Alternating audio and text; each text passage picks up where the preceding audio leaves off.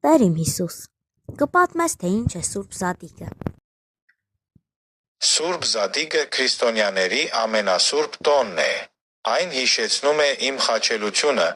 մահը հրաշափառ հարություն։ Իսկ ինչպես սկսվեց այդ պատմությունը։ Ամեն ինչ սկսվեց ավագ շաբաթից։ Ծաղկազարդին մարդիկ ինձ դիմավորեցին ուրախությամբ, իսկ հետո խորհրդավոր ընթրիքի ժամանակ։ Ես աշակերտներիս սովորեցրի սեր, խոնարհություն, հավատք։ Իսկ հետո ինչ եղավ։